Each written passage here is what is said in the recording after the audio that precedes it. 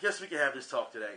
Today, again, I think this video is probably a lot of hard truth. As you know, I always talk about hard truth and always talk about telling the truth, regardless if you're comfortable with it or not. And I get a lot of shit for that sometimes. And I will say that today was a very big eye-opener for me when it came to the truth about how things are done. Now, we've had this talk before on Twitter. Actually, a couple weeks ago, I had said, out of frustration, I had said on Twitter, fuck Philly. They don't deserve anything. You know what I mean? And some of you, voiced your opinions to me and was like, given everything that you've done over the years and trying to get, these type of things off the ground when it comes to sports, and it seems like politics are holding you back. And if you want to really excel at that, you have to play the political game. And I said I didn't want to play the political game because, number one, I don't like politics. I don't want to become something that I hate. You know what I mean? There's a lot of politicians out there who will double talk you, and we all know everyone has a price, blah, blah, blah, blah. We know that, okay? You can cue the $1 Million Man music if you want. I don't care. But the fact is, today was probably one of the worst days that I have dealt with when it comes to the community, when it comes to sports, when it comes to politics, to see how things are. And it just goes to show you, no matter how good of an idea you have, or no matter how can I put this, your heart is in the right place, how much pushback you will get for trying to do something good. To do something good.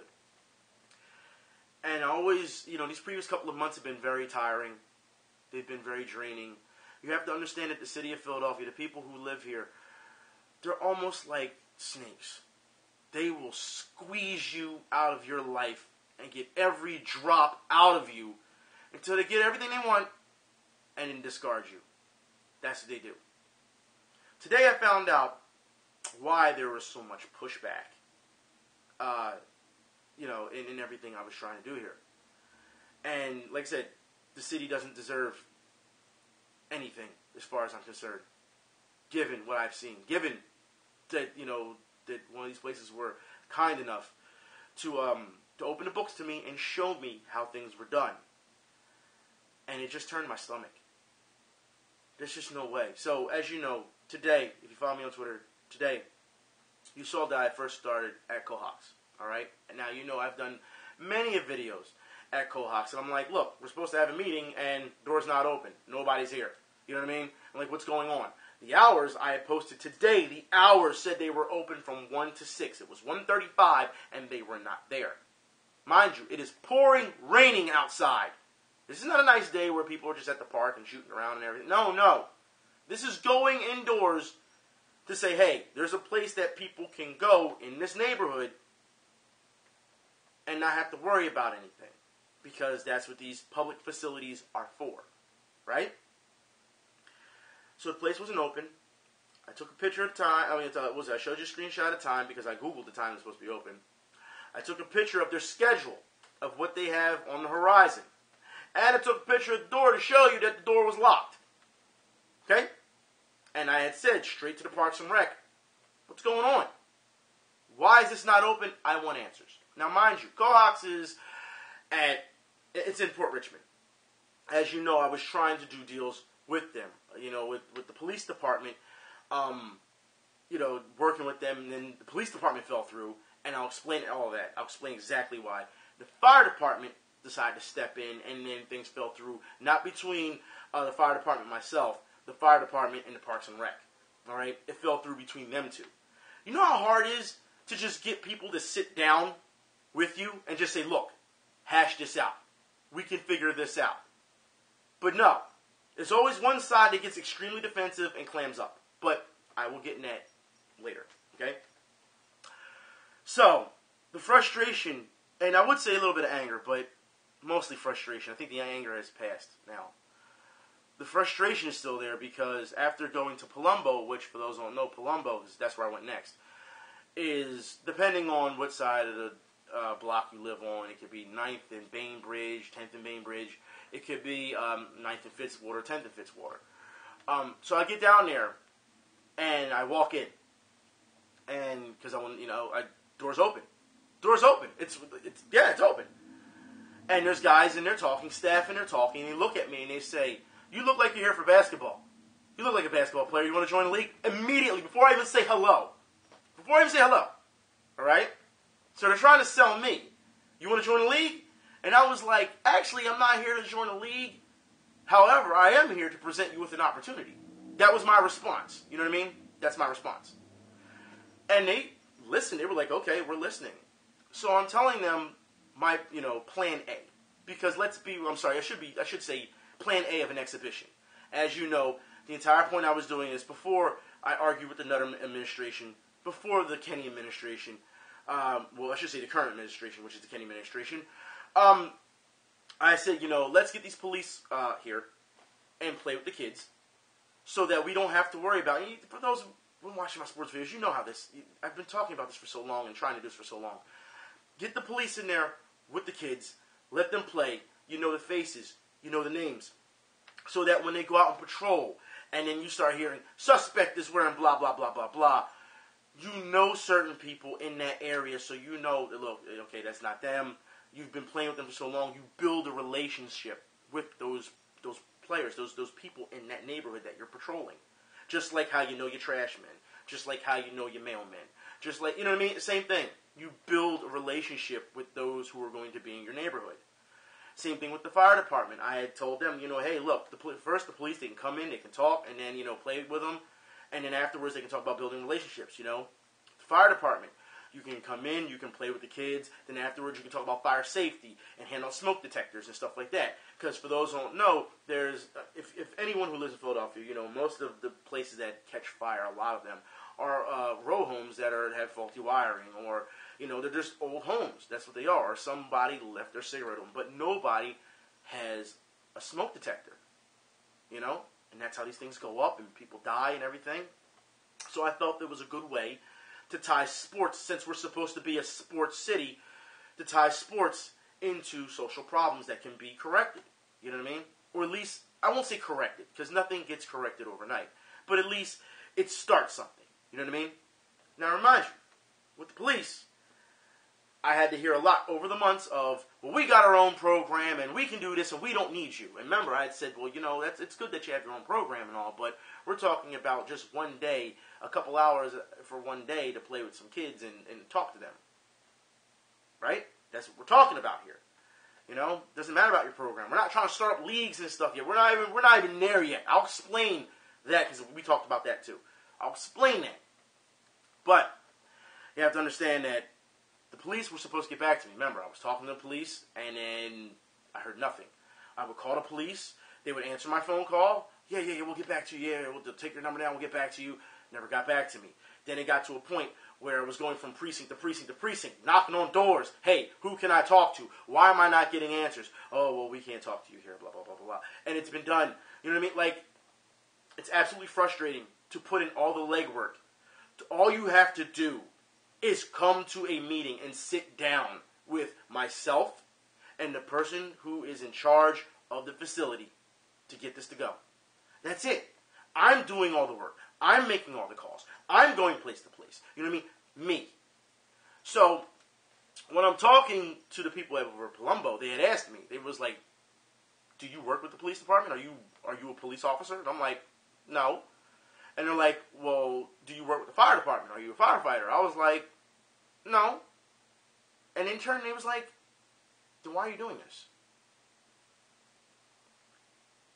And right there, it just clicked that no one cares. When I told them, I was like, "I'm just a guy from the neighborhood who just wants to do, just wants to help." And they were just like, "Whoa, we got a guy from there who wants to help. We haven't seen help in so long." And that tells me a lot. They told me how they tried to get, they have their schedule, and I'll talk about their schedule, which is, all right, but they talked about how they've contacted the police department. The police department does the same thing to them that it did to me, all right? "We'll get back to you. Yeah, we have our own programs. We'll get back to you, but, we'll get back to you. We'll work it out." And they literally said it was like pulling teeth to get any police officer to come there and talk to kids. They said they haven't had a police officer come by in so long to talk to children. I find that ridiculous. I do. They said the fire department shows up more than the police department. That's sad. That's really sad. But when talking to them, I had said, so is there any time that you have for free play indoors? And they said no. They have no free time. They showed me their schedule. They opened up the books, and they showed me their schedule. All their time-based stuff, whether they're pretty much renting out time to other organizations. So, a public facility for people to go, for kids to go, to stay off the street, are being, number one, they're being outpriced. They're being priced out. They're being pushed out of somewhere they can go to stay out of trouble. Because, and I'll explain. They have a schedule. It tells you from such and such time to such and such time they have this activity. This activity, in order for you to participate in said activity, you have to pay for. But you have to go through said organization to pay for it. For those who live in Philadelphia, you may see a lot of people walking around with like the PNC type shirts on. It says PNC, like basketball or it's PSC or something like that, Philadelphia Sports Club or whatever. Volleyball or dodgeball or whatever. They have the shirts. They had to pay to get in those leagues. Okay? And those leagues, those organizations, had to pay for said time to use. So, let's say Palumbo's open till 1 to 10, right? But they're going to have all these, these activities go on from, let's say, 2 to like 10. But they're different activities all stacked up. But you get, okay, well, from 2 to 4, there's going to be this activity. But from 4 to 6, there's going to be this activity. And so on and so on. So, organization after organization after organization is coming through and paying for the time. And when I asked them about the free time, when do kids actually can come out of their houses, walk over here, and say, hey, I just want to shoot the ball around? Well, they said, we're not talking nice out, all right? We're talking it's pouring outside. And the guy was like, we don't have that time. And he looked at me and he said, I swear, I wish we had the time. He was like, I would like to have an open and free time for kids to come in here in a facility, mind you, public facility that is run. You should know how the Parks and Rec, how they're run, how they get their funding, and where that funding comes from. A public facility, and you're pushing the public out because of pricing of private organizers.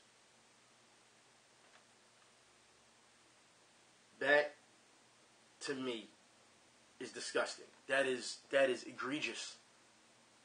I don't understand how you're okay with that. And like I said, they weren't okay with it at all. You know what I mean? Like I said, you opened up the books, he showed me a schedule. And he was so upset, because like I said, we were just sitting and talking. And he was upset because he saw I was getting upset. Because visually I was getting upset. Because not at him, but at the information he was giving me. But like I said, hard truth. Hard truth. Sometimes it's a hard pill to swallow. Because I'm thinking in my head, this is why I've been getting so much pushback. This is why people don't get back. And there's more than enough responsibility to go around. I mean, some people can say, yeah, we're coming from a time where just not too long ago, they were canceling all after-school programs, and everyone leaned on the Parks and Rec because the after-school programs were shut down because they didn't have the funding for schools. For after-school programs, I'm sorry.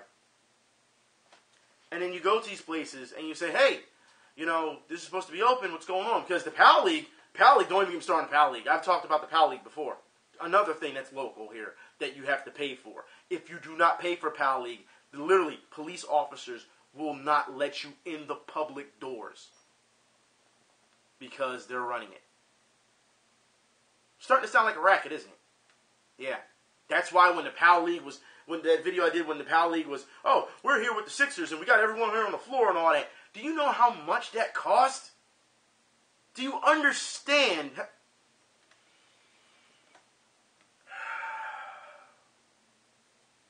And this is all because you just want to do something good. Just because you want to do something good. Remember, the video I did before about what the politicians in sports here. And remember, I showed you, about on the Philadelphia Parks and Rec, how they tried to congratulate, Mr. Harris on pretty much, he took my idea after I talked to him, you know what I mean, about it. And he was like, where's the funding? Yeah. Y'all saw that video. That's why I try to stay away from politics. Because people will take what you have and then that's it. They'll claim it as themselves and move forward and just leave you behind. As if, who am I? That's pretty much what it is. I did this. I got the photo op time. I'm sitting in front of the newly renovated court. You didn't come up with the idea. Doesn't matter. This is what history will show. Re-elect me for such and such.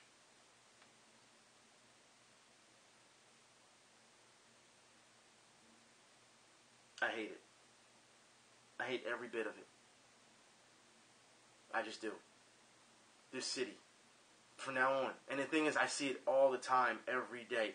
I see sports fans in this city. They constantly want to talk about pro sports. You got radio shock jocks thinking that they know what the fuck they're talking about and talking about pro players. You got ESPN. You got a highlight every 5 seconds, whether it comes from someone on a blacktop or a kid doing something to the NBA. Everyone wants to talk about pro sports and where it's going to go and AAU ball and all this type of stuff and how long they play. But nobody, absolutely nobody talks about where these kids come from. These stars come from. You don't talk about them until they made it. You're not there when they're grinding. You're not there to see the everyday, hustle. You're not there to see the times that they're, where their community has pretty much collapsed on itself or has devoured itself. And yet they still stand there and they still make it out of it. No one wants to talk about that shit. That's why when all these people get on here and they talk, I like the Eagles, and I like the Sixers, and blah, blah, blah, blah. And what do I say? Look, this is what's going on in the local community in sports. This is what's going on. No one wants to talk about that. People are too busy fixated on the, how can I put this? The cosmetics. The bigger, bright lights of things when it comes to entertainment and how things run, as opposed to seeing how it goes in the background, how everything runs in the background, how all this is about dog eat dog. Nobody wants to talk about that. Why is that? Is it because you don't have the experience? If you don't, then I understand. But you could also ask. And it seems like people don't care. Especially when you're not asking. So today when I took to Twitter and I was saying, you know what, never mind Parks and Rec, because I made a conscious decision after looking at the books and seeing how these things are. Because like I said, they can't even get kids to come, they can't even get the police to come in and talk to the kids at summer camp. Like, I decided to just let it go. At least here for Philly. It doesn't deserve what I feel as though could help. It doesn't. And it's not just keep your head down and keep grinding. I've been doing this for years. And I'm tired. I've been doing it for years. You know this. Like I said, since the Mayor Nutter administration, I have been waging this one-man army of trying to get shit done. He's not even in office anymore. And yet I'm still going through all this red tape and political bullshit. Is it that hard for a couple hours of your fucking time to sit and play? We're not saying lecture kids. Play games, play basketball with some kids. Is that hard? And then you can talk about, hey man, what are we doing that you feel is wrong? What's going on? Talk to me. Let me know what's going on. Is it that hard to communicate with each other? Is it that hard to be responsible? And I say this not to the fire department because they were willing. God bless them, they were willing to do everything. But to the police department. Why is it so hard for you? Huh? Parks and Rec. Why is it so hard for you to stay consistent when it comes to, like I said, follow them on Twitter. Look at all their little events. Look at all their little photo ops. Everything. I don't understand. You're so worried about putting on these events and attractions in the city or whatever. What about the places that don't have shit? What about that? That doesn't matter, right? Because the city has made it known that it doesn't matter. Because those places don't get better unless you're rebranding, restructuring those houses up there for people from the suburbs to come down and live in them, right? And then you can kick all the other people out. Then they have to move on somewhere else. because everybody wants the urban experience. Hell, at one point, if you haven't noticed, even in New York, and they're starting it here too, all right? They're having tours now for people who have never been in bad neighborhoods. That's right. So now they group a bunch of you up and put you in a van, and you drive through bad neighborhoods and say, ooh, look at the people. As if it's some type of fucking zoo. And it's happening here now too. They've started to do it with the graffiti program. Yeah, well, we got graffiti tours now, so you're going to take them in these bad areas. Oh, but we're going to go to a microbrewery afterwards. Seriously? I can't tell you how disrespectful it is. How inhumane it feels. How it feels like you can't do anything right. They won't let you do anything right. And here's the thing, after talking to those people over at Palumbo, and I felt so bad for them, when I left, okay, and here's the real big kicker. This is what really set me off. I go out outside, because as you saw with Cohawks on Twitter, I showed you the outside schedule. I wanted to look at the outside schedule to make sure that it was up to date and it was similar to the schedule they showed me inside, so that there's no discrepancy. Because like I said, if you're supposed to open at 1 and you're not open at 1, there's obviously either somebody's late or there's an hour problem, someone hasn't fixed something. I wanted to make sure that the schedule at Palumbo was the same. As I was at Palumbo,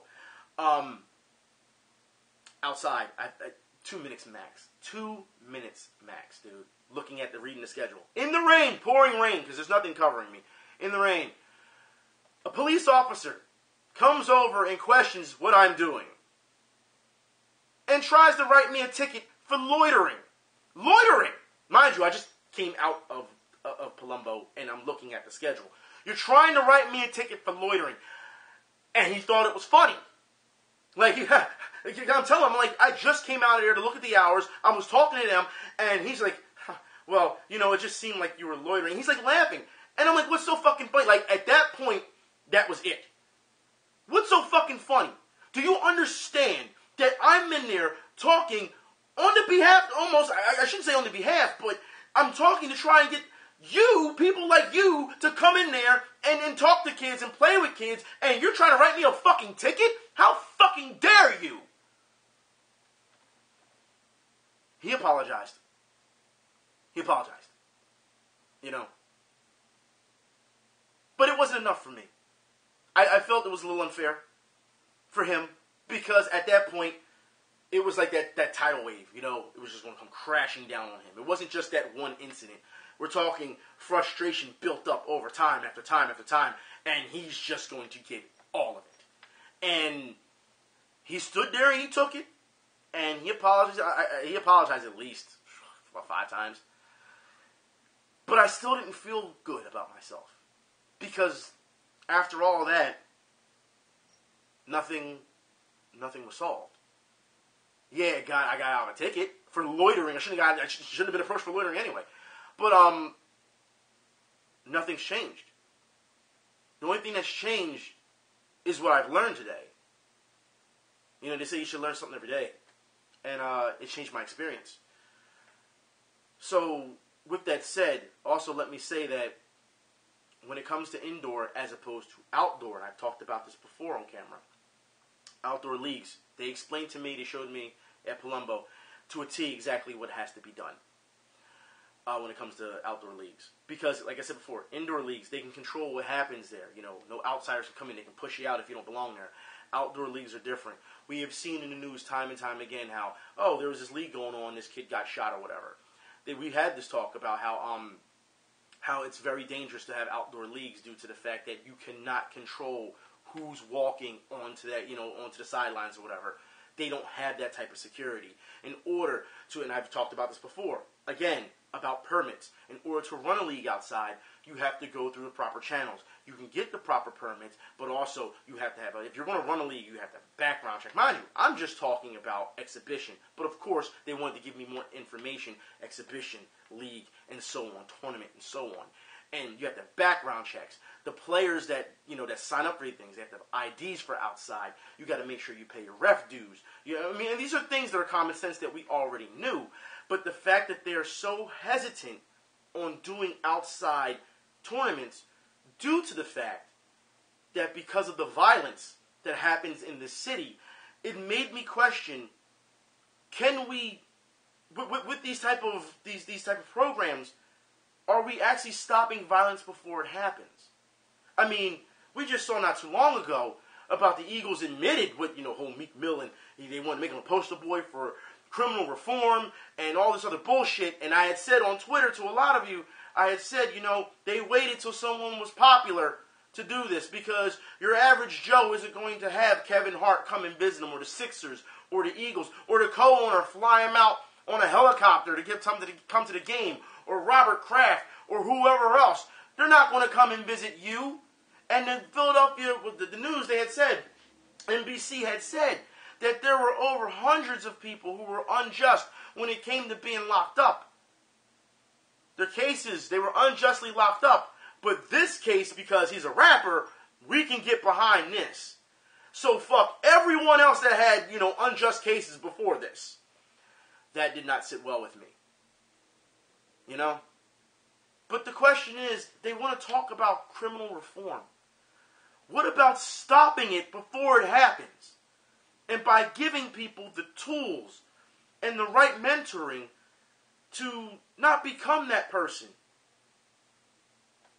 I don't see anything there. I don't. That's where I think my problem lies with this. And that's why I also say that there's enough responsibility to go around.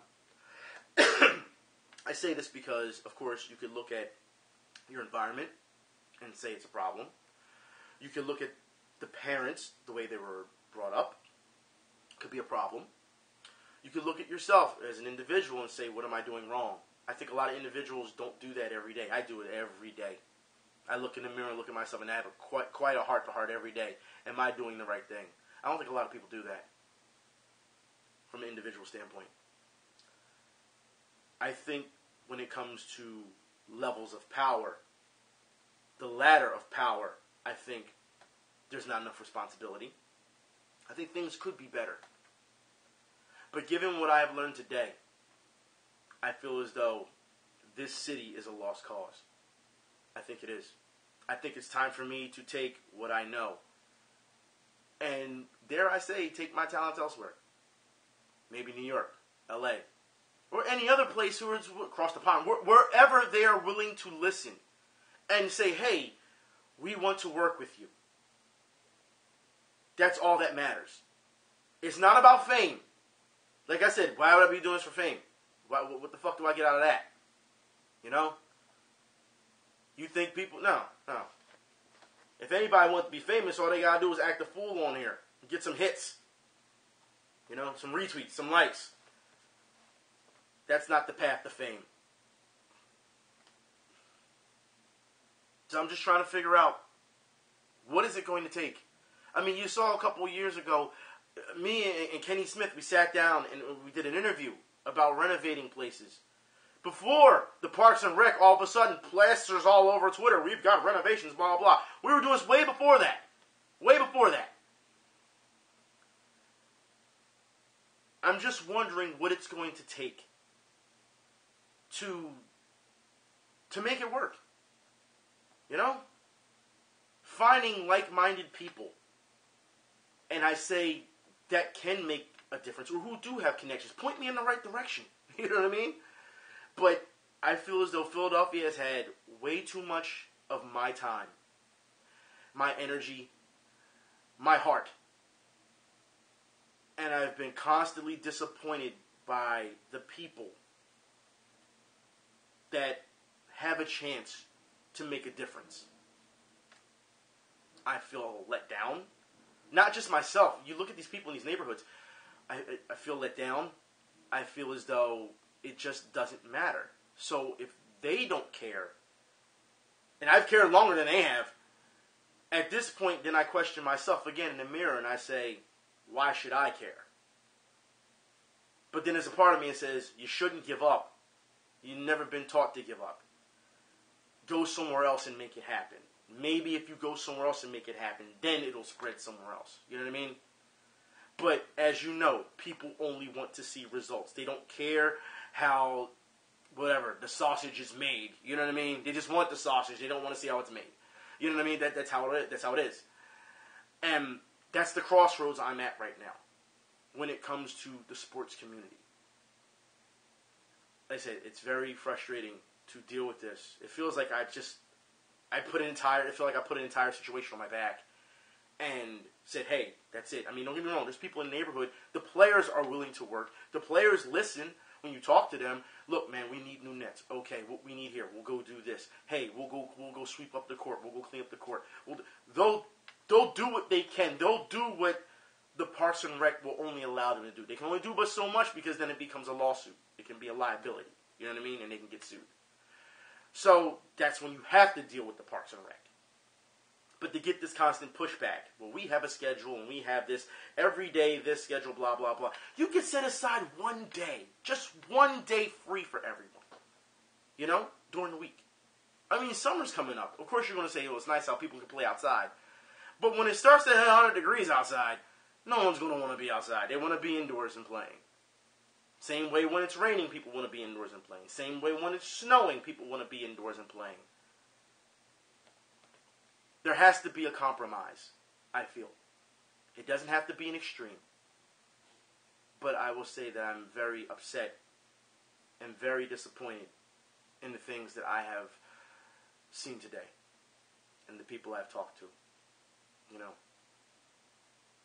But now we know where, you know, at least now we know where they stand. I should say I know where they stand. And now I know where I stand. So now it's time for me to move on. So I'm thinking my next destination, like I said, I think that the next two big market destinations would have to be New York or LA. And I'm thinking New York because, I mean, it's a mecca. It has a lot of things going on over there. We know about all the pastime and what goes on there in basketball. I think it's time I travel there. Anyways, that's just how I'm feeling today. Yeah. You'll never hear me, ever, when someone outside says, fuck Philly, fuck the people in Philly and stuff like that. You're never going to see me disagree with them. Not after seeing the way the people act. Not just from a political standpoint either. Just the people you encounter on an everyday basis, whether in power, doesn't really matter. Either way, I'm very disappointed today.